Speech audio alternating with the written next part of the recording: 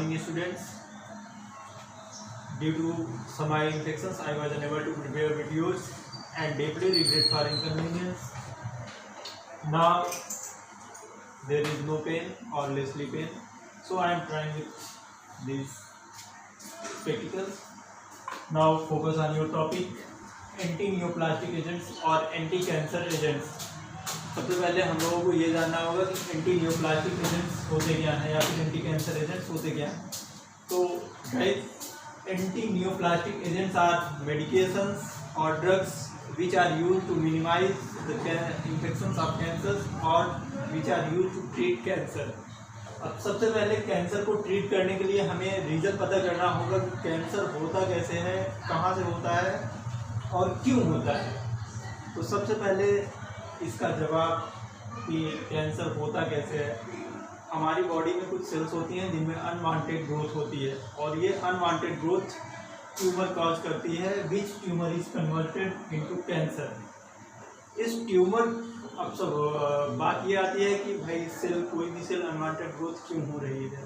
तो जब उस पर जाते हैं हम लोग, वाई की सेल्स आर ग्रोइंग अनवांटेड, तो इसका जवाब ये है कि हमारे ऐसा माना जाता है, it is believed that it is caused by some viruses, infections, x-rays, radiations and some irritations, continuous irritations of any cells of body की ऐसी कोई भी सेल जिसे लगातार इरिटेशन हो रही है कुछ चीज़ों से, जैसे कि च्यूइंग टोबैको, तम्बाकू चबाने से, कुछ स्नफ लेने से और तेल मसाले वाली ज़्यादा से चीज़ें लेने से, लगातार स्मोकिंग करने से बॉडी को कुछ सेल्स को बहुत ज़्यादा इरिटेशन होती है और ये इरिटेशन ट्यूमर कॉज करती है, अनवांटेड ग्रोथ कॉज करती है, विच कन्वर्टेड इनटू कैंसर। तो ये कैंसर के रीजन होते हैं। अब इसके बाद आती है इसके ट्रीटमेंट की बात। तो anti neoplastic agents are the medications which are used to treat cancer.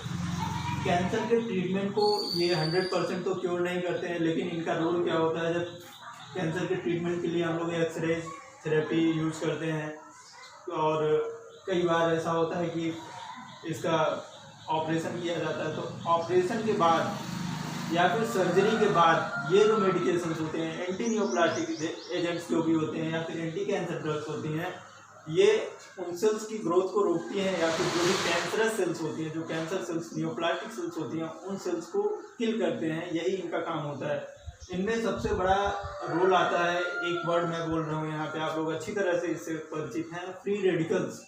अभी मैंने एक बात की थी स्नफ, ये जो आपके स्नफ होते हैं या फिर जो तेल मसाले वाली चीज़ें होती हैं, जैसे मार्केट की कुछ चीज़ें होती हैं, एक बार यूज किए गए तेल, मतलब एक ही तेल को कई बार यूज किया जाता है कुछ चीज़ों को फ्राई करने के लिए, तो ऐसी चीज़ों में फ्री रेडिकल्स बनने लगते हैं। ये फ्री रेडिकल्स हमारी सेल में जाके ट्यूमर कॉज करते हैं, जिनका मेन रोल होता है कैंसर के लिए। एक रीजन वो है आपका। दूसरा रीजन आता है आपका स्मोकिंग, टोबैको, ये सारी चीज़ें भी फ्री रेडिकल्स ही बनाती हैं, किसी भी पार्ट में इरिटेशन काज करती हैं, जिसकी वजह से कैंसर होता है।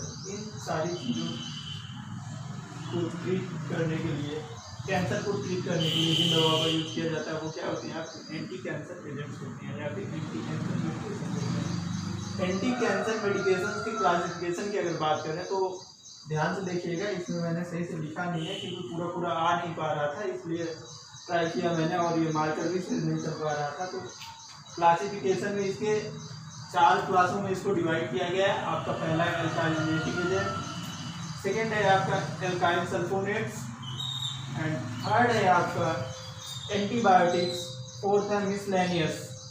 4 क्लासेस आपकी, एल्काइलेटिक एजेंट्स, एल्काइल सल्फोनेट्स और फिर नहीं, एल्काइलेटिक एजेंट्स हैं आपके, उसके बाद आपका एंटीबायोटिक, एंटी मेटाबोलाइट्स है, एंटी मेटाबोलाइट्स के बाद एंटीबायोटिक्स है और फिर मिसलेनियस है। ये 4 क्लासेस हैं।